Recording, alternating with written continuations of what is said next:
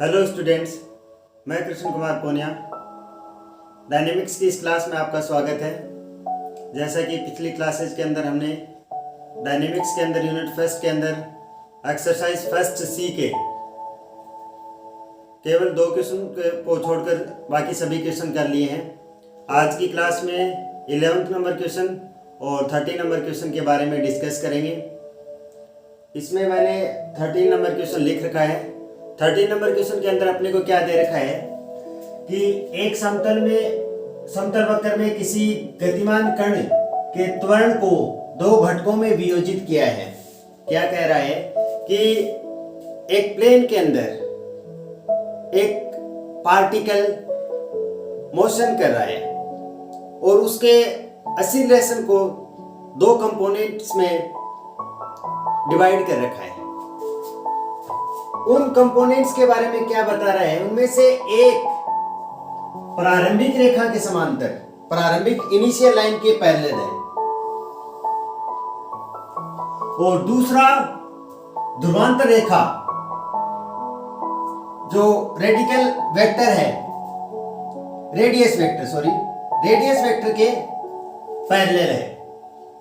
तो अपने को प्रूव करना है कि वो जो कंपोनेंट होंगे, एक कंपोनेंट ये होगा और दूसरा कंपोनेंट ये होगा।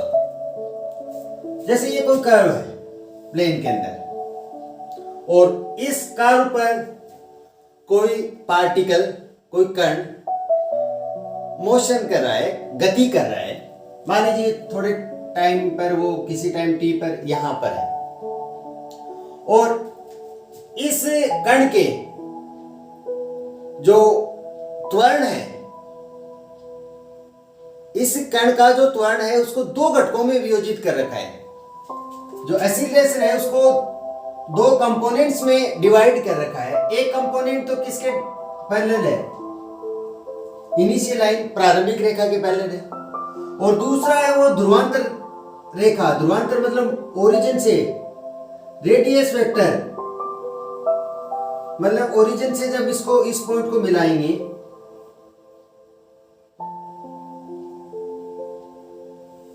इसके पैरेलल ही है। मान लीजिए फर्स्ट कंपोनेंट F1 बोल रहा हूं मैं और दूसरा कंपोनेंट बोल रहा हूं F2।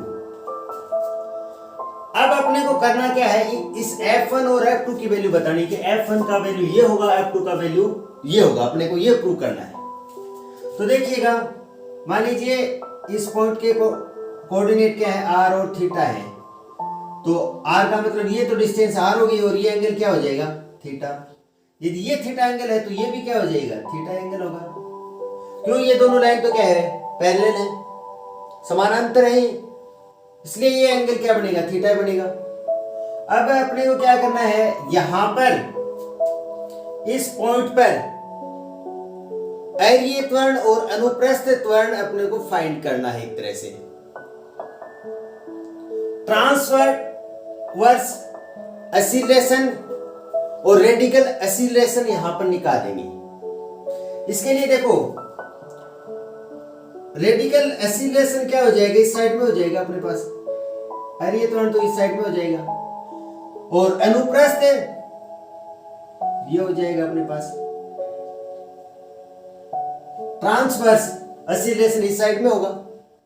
तो ये जो अपने पास कंपोनेंट हैं F1 और F2, इन कंपोनेंट्स के जो, जैसे एक F1 है तो F1 के 2 कंपोनेंट बनेंगे, एक इस साइड में और एक इसके परपेंडिकुलर इस साइड में। ऐसे F2 के को भी 2 भागों में वियोजित करना पड़ेगा अपने को। F2 एक तो इस साइड में और एक इस साइड में। तो देखो आप, जैसे कि पिछली क्लासेस के अंदर भी मैंने बताया था, इस टाइप का एक क्वेश्चन आया भी था अपना। F1 का क्षैतिज घटक एक हॉरिजॉन्टल और एक इसके परपेंडिकुलर आएगा। तो इसको इस तरह से डिवाइड करते हैं तो अपने पास क्या है, क्षैतिज और ऊर्ध्वाधर घटक की बात करें तो किस तरह से आएंगे।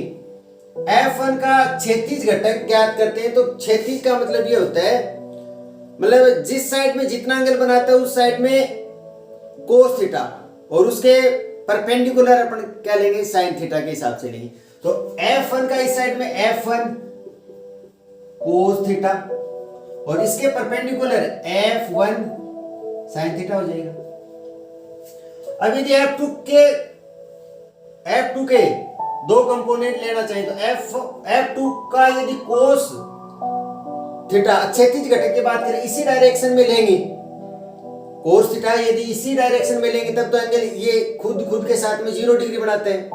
यदि कोस थीटा आप इस साइड में लेना चाहते हैं तो आपके पास क्या आएगा, यहाँ पर 90 डिग्री आएगा। फिर भाई कोस थीटा क्षैतिज घटक किसी भी साइड में लिया जा सकता है, मतलब इस साइड में ले रहे हैं कि इस साइड में, ये नहीं होता है कि ये लाइन क्षैतिज हो। हॉरिजॉन्टल लाइन का मतलब ये नहीं होता है।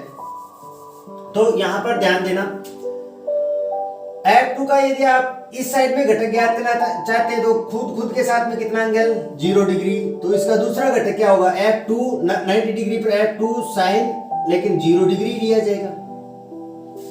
या आप ऐसा भी कर सकते थे, यदि ये इसके साथ ये एंगल 90 डिग्री बनाता है तो इस साइड में यदि आप लेना चाहते हैं कौन सा घटक है, क्षैतिज घटक, तो F2 कोस 90 डिग्री।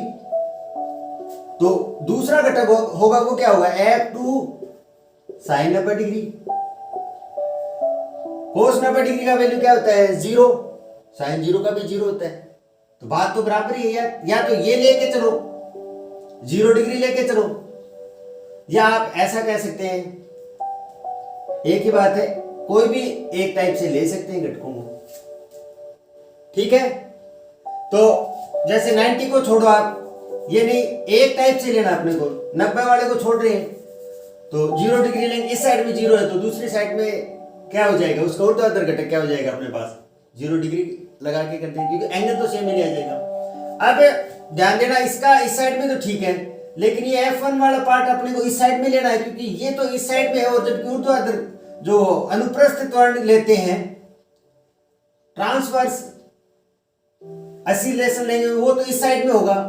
तो ये अपने को थीटा की जगह फिर क्या करना पड़ेगा, थीटा प्लस पाई करना पड़ेगा। और थीटा प्लस पाई करेंगे, या आप इनकी डायरेक्शन अपोजिट है चाहे माइनस लगा दो, करने का मतलब -F1 साइन थीटा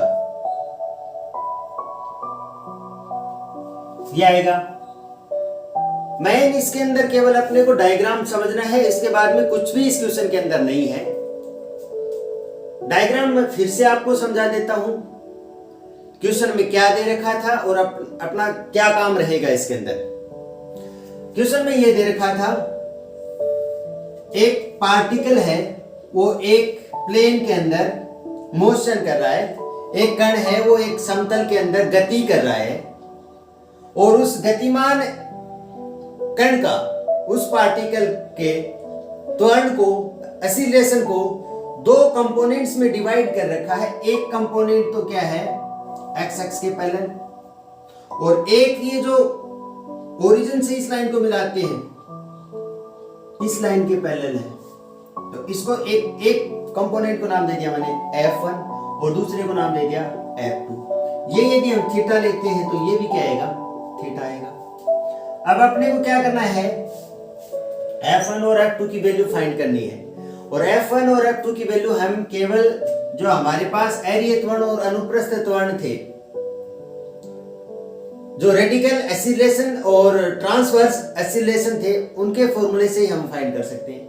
लेकिन जो ट्रांसवर्स एसिलेशन होता है वो तो इस लाइन के परपेंडिकुलर इस साइड में होता है, अनुप्रस्थ त्वरण इस साइड में होता है, और एरिया त्वरण इस साइड में होता है। जो अपने पास है रेडिकल एसिलेशन है वो इस साइड में होता है। तो हम क्या करेंगे, F1 और F2 के कंपोनेंट इस साइड में और इस साइड में निकालेंगे। F1 के कंपोनेंट निकालने के लिए हमारे पास ये इस साइड में ये है, और ये 90 डिग्री का लाइन और बना लेते हैं। F1 को दो पार्टों में डिवाइड कर देंगे, F1 कोस थीटा, तो दूसरा कंपोनेंट इस साइड में होगा F1 साइन थीटा। F2 के बात करें तो F2 खुद के साथ में कितना एंगल बनाता है 0 डिग्री, तो F2 कोस 0 डिग्री। तो दूसरा कंपोनेंट की बात करेंगे तो दूसरा कंपोनेंट क्या हो जाएगा, F2 साइन 0 डिग्री। 90 डिग्री पर बात करेंगे, देखो F2 का खुद की दिशा में कितना एंगल बनाएगा, ये 0 डिग्री, तो F2 कोस 0 डिग्री, और फिर इसके परपेंडिकुलर जो कंपोनेंट होगा F2 का वो क्या होगा, एंगल तो वो ही आएगा, बस साइन थीटा लग जाएगा। अब अपने को F1 के तो F1 F2 के दोनों के इस साइड में हो गए, तो ये हो गया, एक ये हो गया, तो एरिया के तो आ गए अपने पास। जो रेडिकल एसिलेशन है वो तो पार्ट आ जाएगा यहाँ से, लेकिन इस साइड में केवल अपने पास F2 का ही कंपोनेंट आया है, F1 का भी कंपोनेंट लेके आना है। F1 इस साइड में F1 का कंपोनेंट आया वो इस साइड में है, और जबकि उस साइड की बात करेंगे तो उसकी डायरेक्शन अपोजिट होगी, तो F1 साइन थीटा आ जाएगा। बस ये डायग्राम अपने को समझना था, इसके बाद में क्वेश्चन में कुछ भी नहीं है, ध्यान देना। थ्योरी ज्यादा कुछ मायने नहीं रखती है इस पे।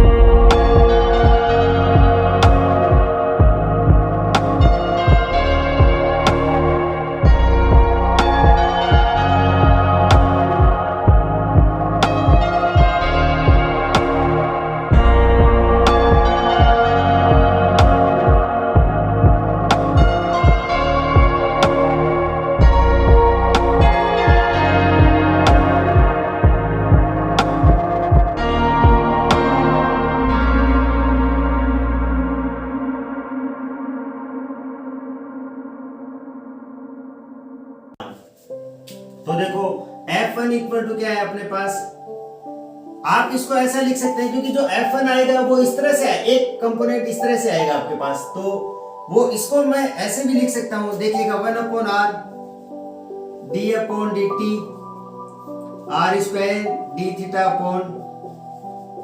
Equal to -F1 sin theta.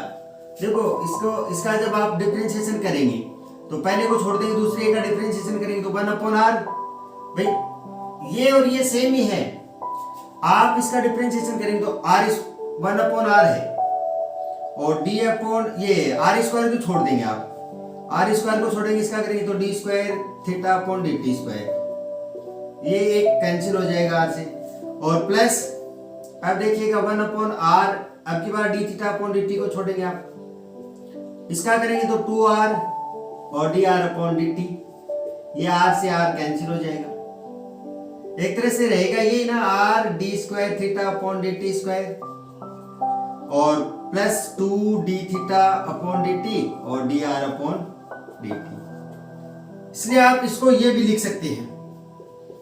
तो क्योंकि ऐसा इसलिए क्या है कि जो रिजल्ट दे रखा है वो इस टाइप से दे रखा है। अब ये मैं आपको बता देता हूं कि आप सोचेंगे कि जाहिर सी बात आपके माइंड में ये आएगा कि आपको कैसे पता चला कि इसका ये वैल्यू होता है, तो मैं आपको बता देता हूं ये देखो सीधी सी बात है, अभ्यास से होता है। पता नहीं मैंने कितनी बार ये क्वेश्चन करवा दिए हैं, इसलिए मुझे ध्यान है इस बात का कि और आपको भी एक आधी बार अभ्यास करना पड़ेगा। ऐसे नहीं है कि एक बार कर लिया और कंप्लीट। एक बार करेंगे, 2 बार करेंगे, तीसरी बार अपने आप ही माइंड में आएगा, आपके खुद के भी माइंड में आएगा कि ये स्टेप इस तरह से अपने को, इसके बाद में अपने माइंड में अपने आप ही आएगा कि अपने को जो रिजल्ट आना है वो इस टाइप से दे रखा है, इसलिए इसी को हम ऐसा लिखेंगे। तो देखिएगा आप, इससे अपने पास क्या आएगा, f1 का वैल्यू क्या आएगा, ये 1/, में चला जाएगा, माइनस का लग जाएगा 1/r sin theta, d/dt r² d theta upon dt। एक रिजल्ट अपने पास आ गया है। ये क्वेश्चन नंबर 3। अब हम क्या करेंगे, f1 का वैल्यू इक्वेशन नंबर 1 में रख देंगे। इससे हमारे पास किसका वैल्यू आ जाएगा, f2 का वैल्यू आ जाएगा।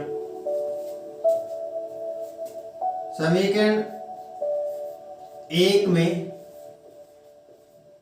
f1 का मान रखने पर, f1 का वैल्यू पुट करने पर क्या आएगा, देखिएगा आप, ये अपने पास आएगा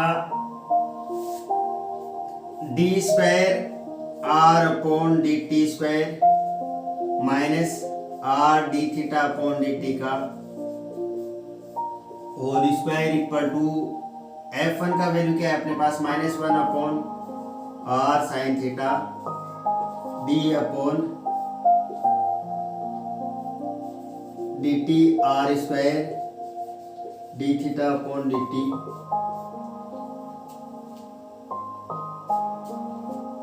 ये आएगा अपने पास, और इनटू में क्या है, cos थीटा। तो ये cos थीटा है तो मैं ऊपर लिख देता हूं cos थीटा प्लस f2। अब यहां से हम f2 की वैल्यू निकालेंगे, तो f2 क्या आएगा, ये तो इस साइड में चला जाएगा, f2 equal to d² r upon dt² minus r d theta upon dt का होल स्क्वायर, और ये cos theta upon sin theta ये इधर आएगा, ये प्लस में हो जाएगा 1/r cos theta upon sin theta, इसको कह दें cot थीटा, और d upon dt r² d theta upon dt। अब ये देख लेते हैं क्या यही है क्या अपना रिजल्ट, हाँ बिल्कुल यही है। तो ये था अपना क्वेश्चन नंबर 13। मेरे ख्याल से ये बिल्कुल समझ में आया होगा, एकदम इजी क्वेश्चन है, कोई ऐसी बात नहीं है। अब देखो आप, मैं आपको बताता हूं,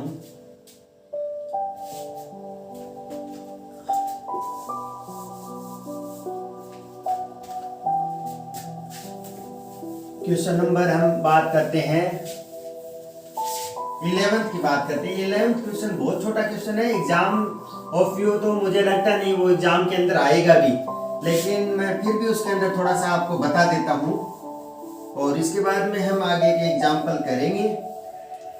अमूमन एग्जाम्पल 60, 70, 80% डायनेमिक्स के अंदर एग्जाम्पल ही आते हैं, और यदि ये क्वेश्चन तो मैं इसलिए करवा रहा हूँ कि जब तक हम क्वेश्चन नहीं करेंगे मुझे नहीं लगता है डायनेमिक्स के अंदर कुछ समझ में भी आता है। तो देखिएगा, अपने को दे रखा है क्वेश्चन नंबर 11th की बात कर रहा हूँ मैं। इसमें ये कह रहा है कि यदि एक बिंदु किसी वर्त में चलता हो तो सिद्ध करो उसकी परिधि पर किसी बिंदु के सापेक्ष कोणीय वेग केंद्र के सापेक्ष कोणीय वेग का आधा होता है। क्या कह रहा है कि एक सर्किल पर एक पार्टिकल मूव कर रहा है, मोशन कर रहा है। अपने को ये प्रूव करना है, ये मान लीजिए इसकी का डायमीटर है, ठीक है, यहां पर वो पॉइंट है।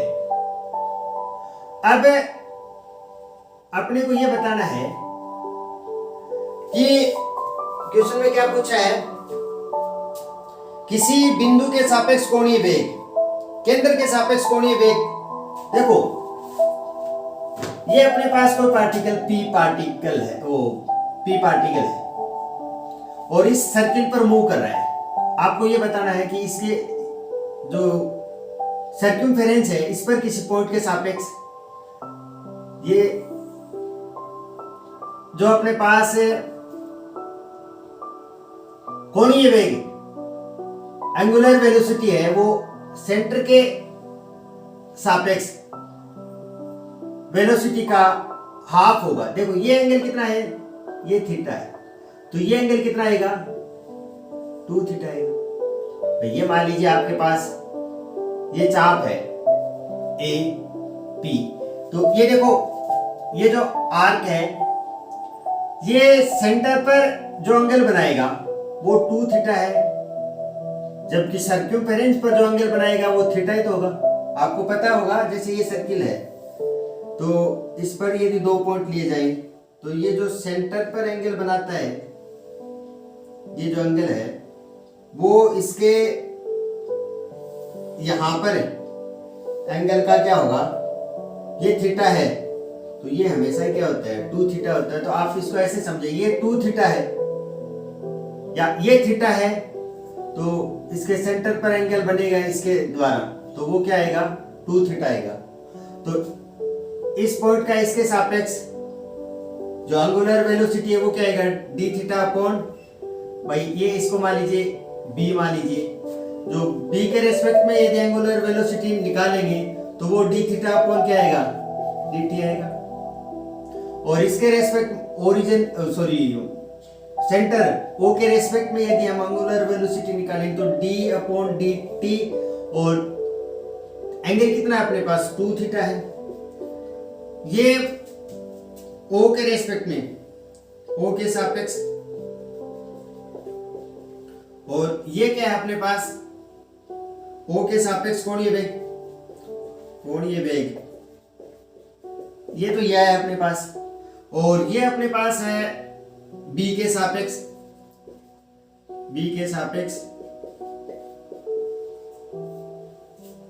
With respect to be. तो ये तो डी, इसको नाम मैं बोल रहा हूं ओमेगा, और ये अपने पास क्या आएगा डी अपॉन 2 तो कॉमन आ जाएगा, 2 तो आएगा कॉमन, और D theta upon D T, तो एक तरह से इसको क्या कहेंगे 2 ओमेगा। तो अपने पास क्या आ गया, ये इसको क्या कहेंगे विद रेस्पेक्ट टू बी, तो 2 बी के सापेक्ष कोणीय वेग, कहने का मतलब अपने पास क्या आ गया, ओ के सापेक्ष कोणीय वेग